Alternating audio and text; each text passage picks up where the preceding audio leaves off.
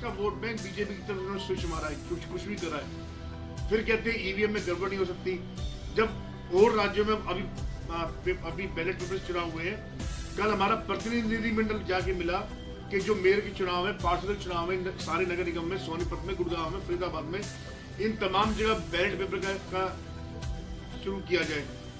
आज ऑर्डर आ गया, नकार दिया, कहते नहीं जी ईवीएम ही करेंगे। इन लोगों में अगर दम है ना, बीजेपी वालों में, मैं साफ कहता हूँ, एक चुनाव तो लड़के दिखा दे मेरे यारों बिना ईवीएम के, अगर ये इनकी बिल्कुल साफ ना हो जाए तो। लेकिन बस इन्हें तो साफ खुद नहीं होना, क्योंकि तंत्र इनके पास है, ईडी, सीबीआई, सब पुलिस प्रशासन सब इनके अंडर रहेगी। जो प्यार से मान जाए वो मान जाए, जो नहीं माने दबा दो।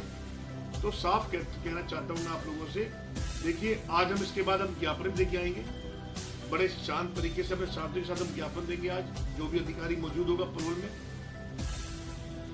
और उस ज्ञापन के तहत हमारी यही मांग है कि भी ये बिल्कुल गलत हुआ, इसके लिए माफी मांगे सरकार। और जिनको वीडियो में लाके जिन्हों, अब आज मैं आपसे बस साफ कहना चाहता हूँ, मैं कह रहा हूँ उनकी जगह मैं भी होता, आप भी होते, जो आज वीडियो में आए हैं अमेरिका से, क्या वो अपने परिवार में शक्ल दिखा पाएंगे? क्या वो अपने मोहल्ले में चल पाएंगे?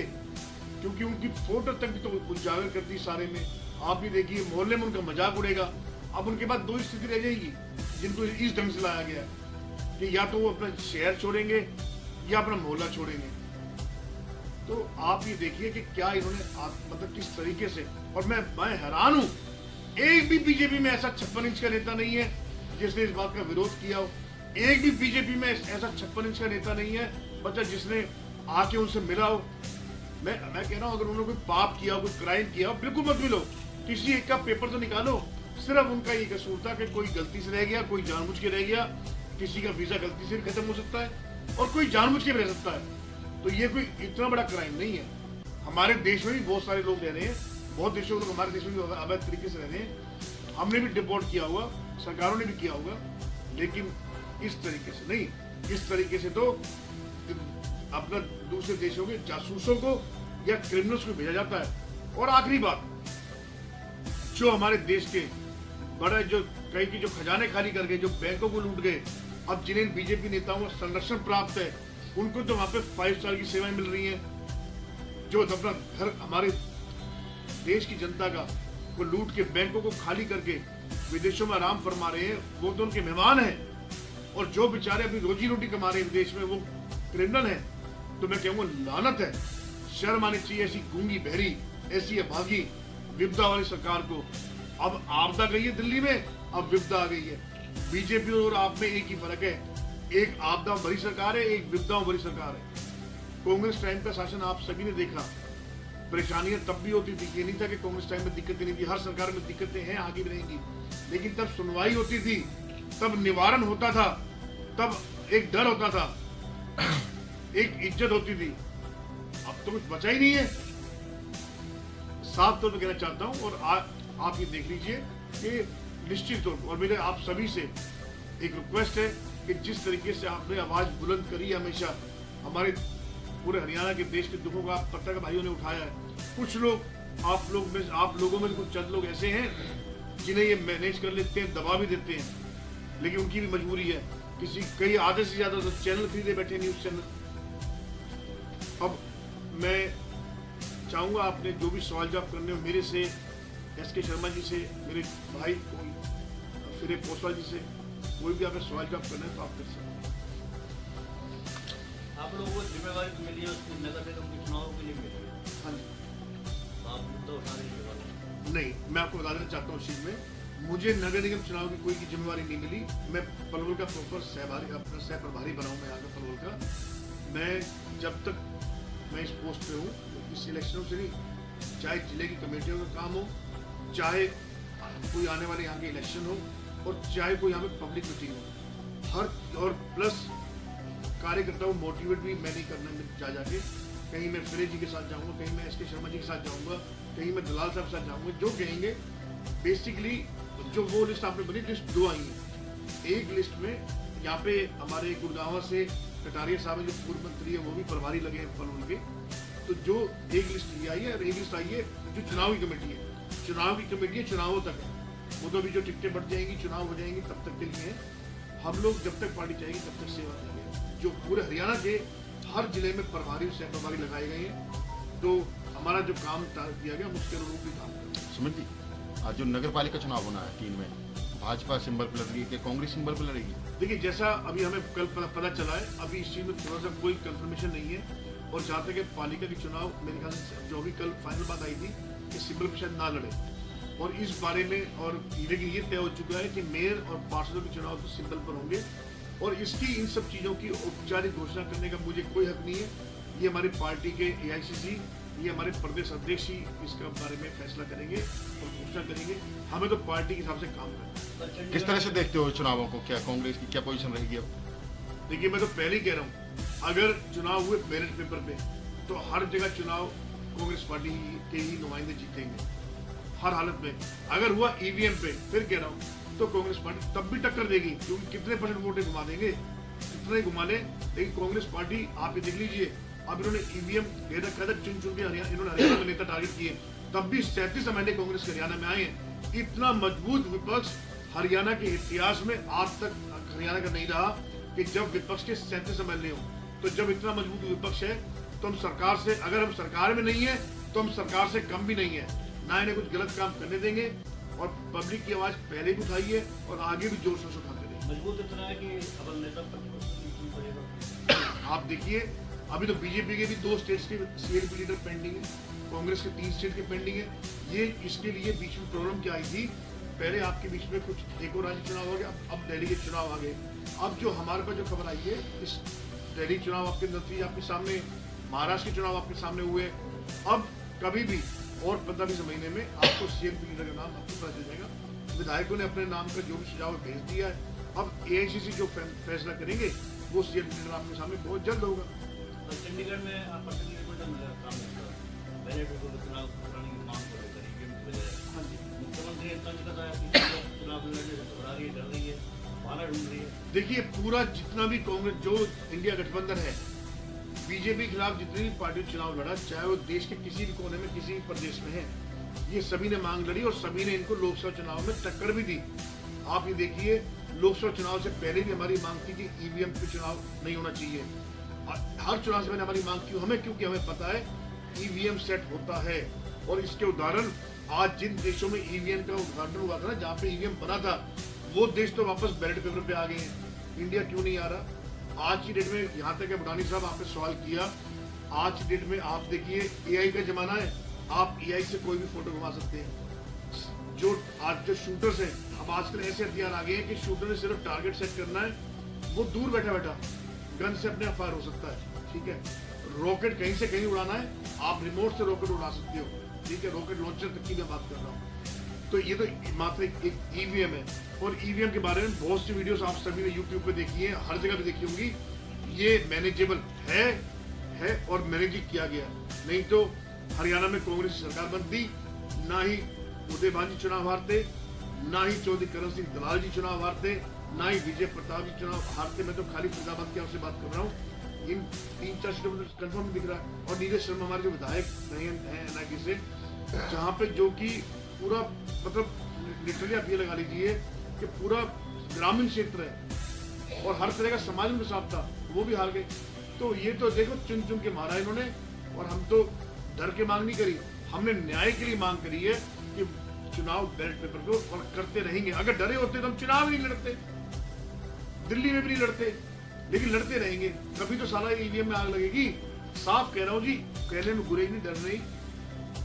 इस EVM से बीजेपी के पास 3 ही चीजें हैं, हिंदू मुस्लिम। राम मंदिर जी तो पूरे हो गए, जबकि राम मंदिर का दरवाजा भी गांधी परिवार ने खोला था, सब ठीक है। अब पता चलेगा मथुरा के पास भी कोई मंदिर बनाने जा रहे हैं। मैं साफ कर दे कि जितने भी ये लोगों को एक तरह से लोगों को घेरते हैं, भावनाओं में लेते हैं, भावनाओं में फंसा कर कुछ भी लोग। और हमारे देश के, माफ करना मैं कह रहा हूँ, साफ कह रहा हूँ, हमारे देश के लोग इतने सीधे हैं, वो इमोशंस में आ जाते हैं। बस वोटिंग के दौरान आसपास चीजें चलती हैं और फिर उसके बाद पूरे 4 साल 11 महीने भोगते हैं। गैस सिलेंडर की सब्सिडी कहा था, क्यों नहीं शुरू करी अब तक? आज चुनाव को 3 महीने से ऊपर हो चुका है। अब भी सब्सिडी जो चालू करने जा रहे हैं उस पर भी आप सुन लीजिए, वो सब्सिडी सबके लिए नहीं है, इनके घोषणा पत्र में लिखा हुआ है सभी को गैस सिलेंडर 400-500 रुपए का मिलेगा। अब क्या कर दिया उसमें ये भी सुन लीजिए, मैं बता के जा रहा हूँ। वो सब्सिडी सिर्फ इन्होंने कर दी गरीब तबका, जो उन्होंने उज्ज्वला योजना के कनेक्शन थे या जो और कनेक्शन थे बीपीएल कार्ड वाले, लेकिन उसके अलावा भी बहुत से ऐसे गरीब लोग हैं जिन्होंने अपना एनरोलमेंट नहीं करा रखा किसी कारणवश से, वो इससे वंचित रहेंगे। वोट इन्होंने उनसे भी लिए। तो ये जुमले वाली सरकार है जी, इनके पास कहने करने को। मेरे को आप एक चीज बता दीजिए, आप प्रेस के साथ एक सवाल, मैं आपसे एक सवाल करता हूँ। कांग्रेस पार्टी की हरियाणा में देश में सरकार थी, मैं हरियाणा की बात करूँ, मैं इससे बाहर क्यों जाऊँ। फरीदाबाद लोकसभा क्षेत्र से मैं आता हूँ, मेरी विधानसभा फरीदाबाद 89 है। मैं वहाँ जिलाध्यक्ष भी रहा हूँ यूथ कांग्रेस का, अब प्रदेश में प्रवक्ता भी रहा हूँ, सचिव भी रहा हूँ, काम बचपन से काम कर रहा हूँ पार्टी की बैनर तक। पलवल सेंट जो स्कूल में मैंने इलेक्शन लड़ा था वो जीता था मैं प्राइम मिनिस्टर का, फिर उसके बाद पलवल SD कॉलेज में इलेक्शन जीता था। तो मैं पूरा ग्रास रूट का बंदा हूँ। मैं एक बात कहना चाहता हूँ बीजेपी सरकार से आपके माध्यम से कि अगर आप, एक सवाल है मेरा, हरियाणा में जब तक बैलेट पेपर की वोट चली, मान लो मैं सरकारी नौकरी में हूँ, आप सरकारी नौकरी में, शर्मा जी नौकरी में, पोस्ट वाली सरकारी नौकरी में, ठीक है जी, आप तो सरकारी नौकरी में, हम तो ड्यूटी दे रहे हैं, हमने तो दी है बैलेट पेपर में कांग्रेस को वोट, ठीक है जी। और हमारे परिवार जिनको हम पाल रहे हैं, जो हमारे बच्चे जिनको हम अपनी तनख्वाह भेज रहे हैं, ट्रांसफर कर रहे हैं, वो बीजेपी को वोट देंगे। ये सरासर नाइंसाफी। आप देख लीजिए कि जब तक हरियाणा में EVM था उस समय तक कांग्रेस की 72-77 सीट तक, 74 सीट भी आ रही थी, और जैसे ही EVM का पिटारा खुला कांग्रेस गिरती गई। दिल्ली की भी बात करो, जब तक अभी बैलेट पेपर पहले खोला तो दिल्ली में बीजेपी नेक टू नेक चल रही थी और कांग्रेस की सीट भी 3-4 सीट आगे आ रही थी, चाहे वो बादली वाली हमारे अध्यक्ष जी की सीट है, चाहे कालका जी की सीट है, चाहे वो कोई सी भी सीट है, हमारे संदीप ऋषि जी की सीट है। लेकिन अचानक EVM के बाद सब डाउन, सब खत्म। मतलब मैं तो इस चीज से आप भी समझिए कि मानिए ना मानिए, ये आपका मतलब है, बहुत बड़ा गल्लू मारा है। गौड़ साहब एक चीज बताओ, आप EVM पे जितना जोर दे रहे हो, आप पिछले 10 साल में जिलाध्यक्ष तक घोषित नहीं कर पाए, जबकि उन्होंने बूथ स्तर पर भी 5-5 कार्यकर्ता गठित कर दिए। हाँ जी। तो आप चुनाव कहां से जीत पाओगे? आपका जिलाध्यक्ष नहीं है 10 साल से पलवल। आपका पॉइंट बिल्कुल वैलिड है, आपके सवाल के जवाब भी मैं आपको दे देता हूँ। बिल्कुल सही कहा आपने।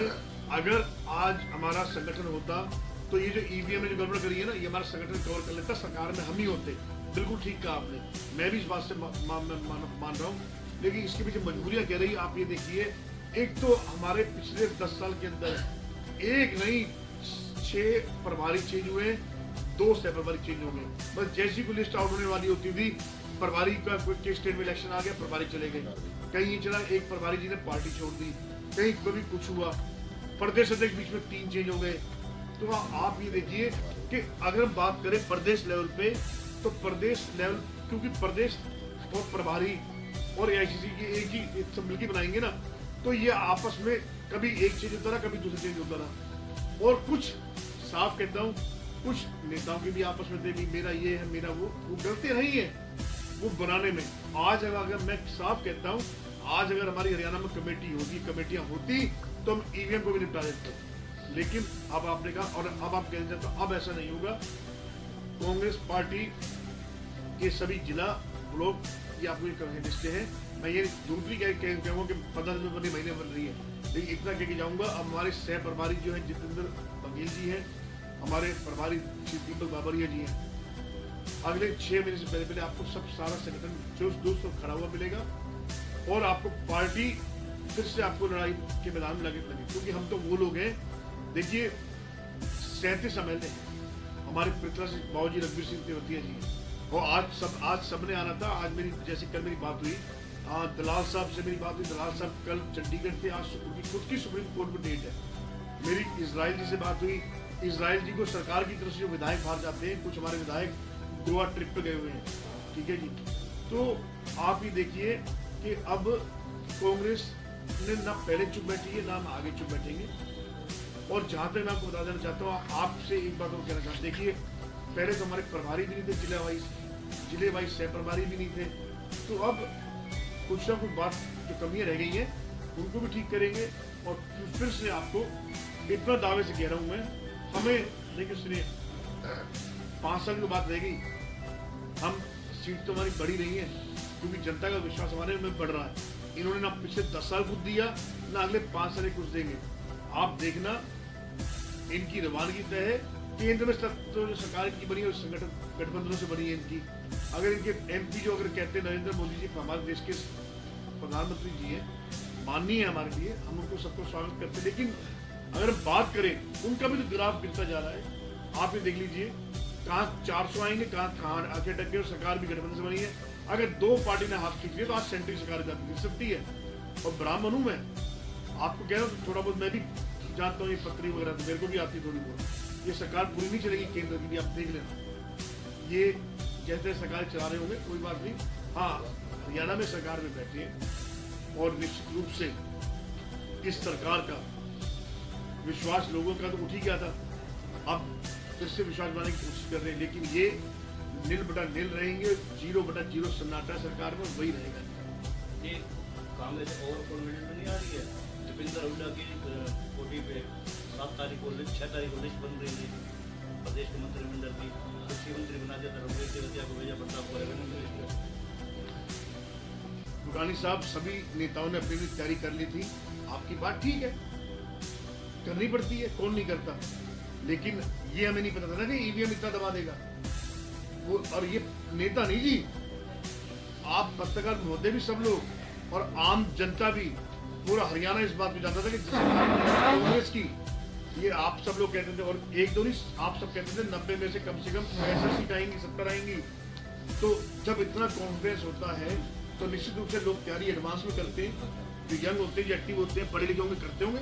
और ऐसी कोई मंत्रिमंडल की लिस्ट मेरे सुनने में नहीं आई। हाँ यस, लेकिन हमारी तैयारी पूरी थी सरकार बनाने की, सब काम करने की। और बिल्कुल बीजेपी ने बड़े श्रूप तरीके से, बड़े घटिया तरीके से, बड़े धोखे से, आप उसे EVM हैकिंग कह लो, आप उसे हिंदू मुस्लिम के बयानों का ट्विस्ट कह लो, आप उसको इनकी कुछ भी कह लीजिए, सरकार इन्होंने धोखे से बनाई है। हरियाणा की जनता को इन्होंने ठगा है। हरियाणा की सरकार में 100 दिन पूरे हो रहे हैं, आप कैसे देखते हैं? देशपाल जी, मैं साफ कहना चाहता हूँ, देखिए हरियाणा की सरकार को 100 दिन हो गए हैं।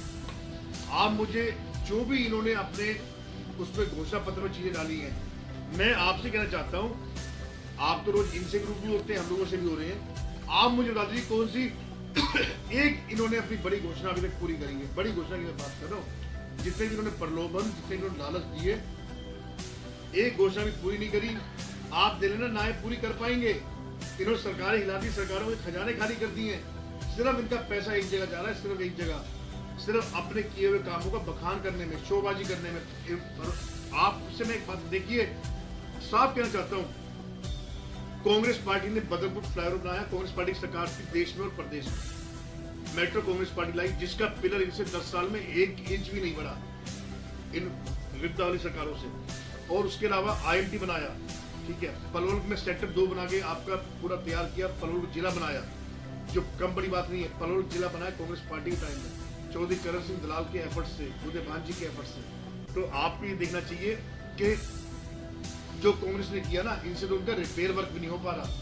आप बताइए, अब ये नए जिले बनाने हैं, उसमें भी हिसाब बना रहे हैं आप। और मैं एक चीज बता रहा हूँ, अभी आप देखना जो सीटों का डिलिमिटेशन चल रहा है, उसमें भी बड़े श्रूट तरीके चल रहे हैं कि इतनी वोटों को इधर बांट दो, इस समाज को खत्म कर दो, बहुत कुछ चल रहा है। आप सब लोग जानते हैं किस तरह से ये करना चाहते हैं। ये हर ग्रामीण सीट में शहर भी घुसाना चाहते हैं। मतलब इनका जो तरीका, जात पात को बांट के रख रहे हैं, ये बड़े श्रूट लोग हैं जी। और ये मैं इतना बात, एक आखिरी बात कह रहा हूँ, मैं आपसे साफ कह रहा हूँ, देखिए चाहे वो मुसलमान समाज हो, चाहे वो जाट समाज हो, चाहे वो पाटीदार समाज हो, चाहे वो मीना समाज हो, कोई भी समाज हो, चाहे OBC, चाहे ब्राह्मण हो, बनिया, कोई भी समाज हो, स्प्रिंग है, एक हद तक ही दबाओगे आप, दबाओगे तो उछलेगा जरूर, ये ध्यान रखना। जब कभी भी ये चीजें बिगड़ेगी ना, तो ये इन पर संभलेगी नहीं। इन्होंने इस देश में खत्म कर दिया है, इस देश में इन्होंने नफरत, जाति धर्म की नफरत फैला दी है, जो अंग्रेज भी नहीं कर पाए, उससे ज्यादा नफरत इस BJP वालों ने फैला दी। धन्यवाद।